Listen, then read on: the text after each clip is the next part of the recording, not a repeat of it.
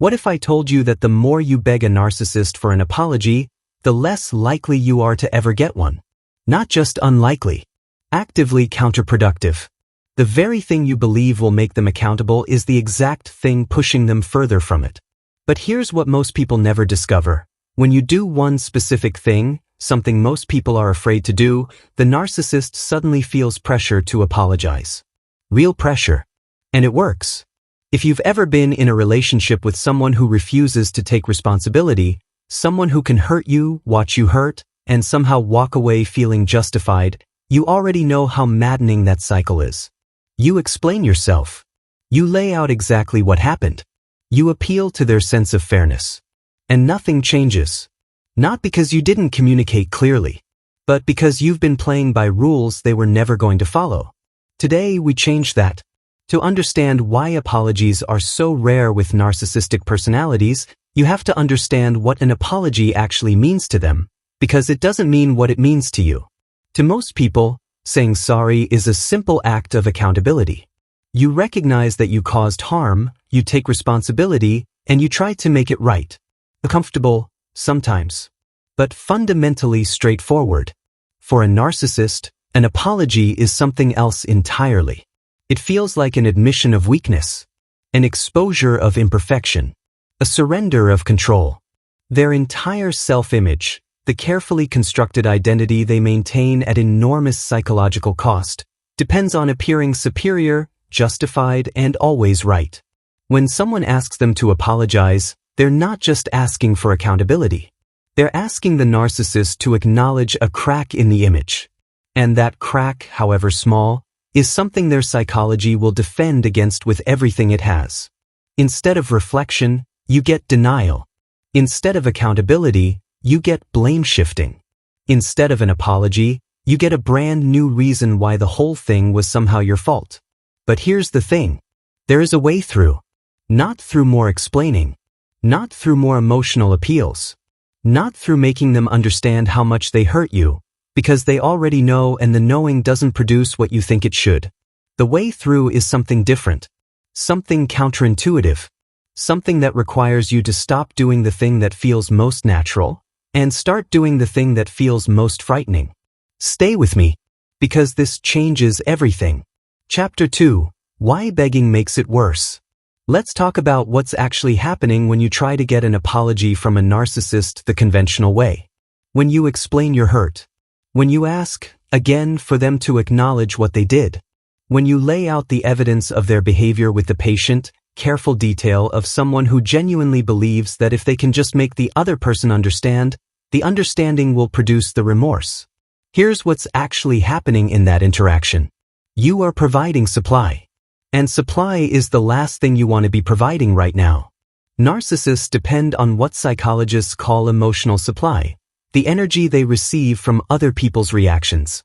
And here's the part that surprises most people, that supply doesn't have to be positive. It doesn't have to be admiration or praise. Your frustration is supply. Your pain made visible is supply. Your desperate, heartfelt attempt to be heard and understood is supply. Because all of those responses confirm one central thing the narcissist needs to believe, that they still hold significant influence over your emotional state. Think about what happens when you plead for an apology. You are showing them in the most direct way possible that what they did to you still has power over you. That they are still emotionally central. That your peace, your internal stability, depends on something they control, which is their willingness to apologize. In a relationship with a narcissistic person, that is not a vulnerable moment. That is an opportunity. Not for connection. For confirmation of their control. Over time, this creates a cycle that feels inescapable, because it is, as long as you keep playing your part in it. The narcissist provokes, dismisses, or minimizes harm. You react by trying harder to be heard. Your reaction provides the emotional engagement that keeps the dynamic alive. The narcissist learns that this behavior produces consistent, reliable attention. And so the behavior continues. Not always consciously, but consistently. And the harder you try to get through to them, the more emotional energy you bring to the attempt, the more you feed the very pattern you're trying to break. I know how hard that is to hear. Because the instinct to explain yourself, to make someone understand that they hurt you, to appeal to their sense of basic human decency, that instinct is not a flaw. It's the natural response of someone who loves with integrity and expects the same in return. The problem isn't your instinct. The problem is that you're applying a healthy instinct to an unhealthy dynamic. And the dynamic was built to absorb exactly that kind of effort without producing the result it deserves. So we stop feeding it. Starting now. Chapter 3. The thing that actually works. Here's what changes everything. Not a confrontation. Not an ultimatum delivered with trembling hands and a rehearsed speech. Not a final, perfectly worded explanation of exactly how they hurt you and why they should care. What changes everything is detachment. Emotional detachment. Calm, deliberate, consistent withdrawal of the emotional engagement that their entire pattern of behavior depends on. And I want to be clear about what that means, because it's often misunderstood. Emotional detachment is not cruelty. It's not becoming cold or shutting yourself down. It's not pretending you don't feel what you feel. It is the conscious choice to stop investing your emotional energy into someone's manipulative patterns. It means responding briefly rather than at length, calmly rather than intensely. Sometimes, not at all. It means the emotional weather of the interaction is no longer determined by what they do or say. It means you have stepped back from the role of emotional reactor. And in doing so, you have removed the fuel the dynamic was running on. For a narcissist, this shift is deeply disorienting. They are accustomed, through months or years of consistent conditioning, to knowing exactly how to produce a reaction from you. They know which topics create defensiveness, which behaviors produce guilt, which moments of warmth lower your guard at exactly the right time. Those mechanisms only work because you have been consistently, predictably reactive. When the reactivity stops, when the buttons they press no longer produce the responses they expect, they suddenly find themselves navigating an environment they don't have a map for. And that disorientation is the beginning of something important. Consistent boundaries are the second piece of this.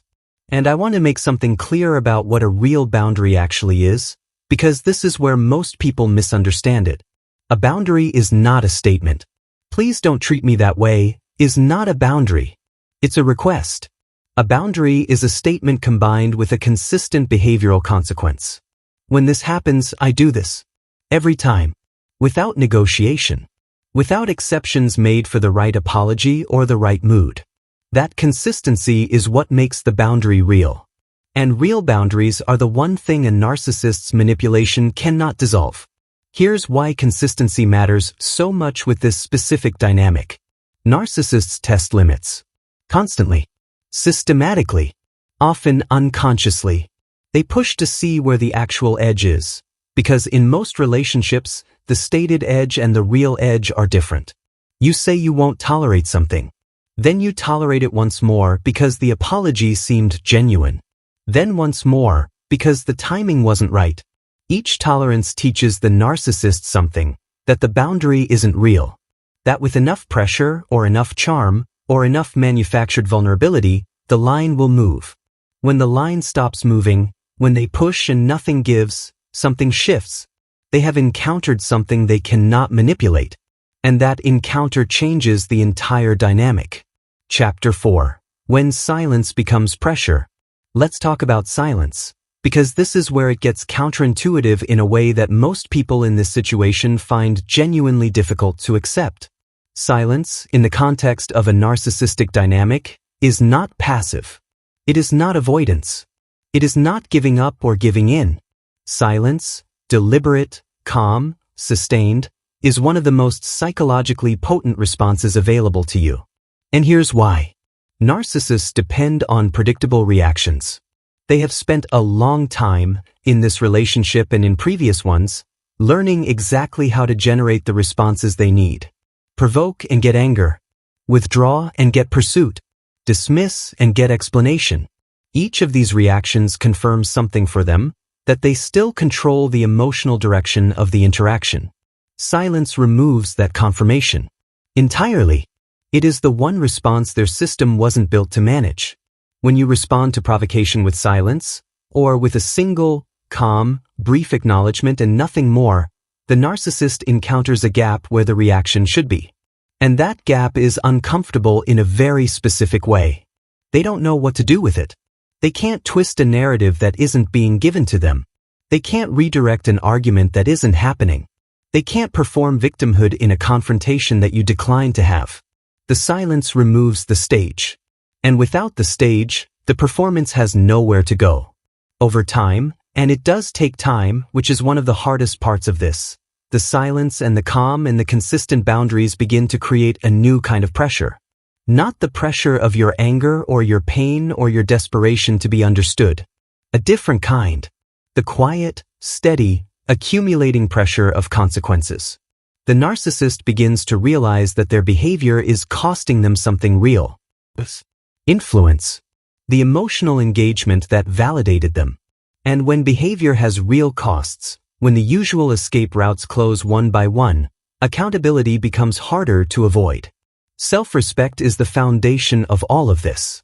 And I mean real self-respect. Not the performed kind, not the kind that requires an audience or a dramatic moment of declaring your worth. The quiet, internal kind.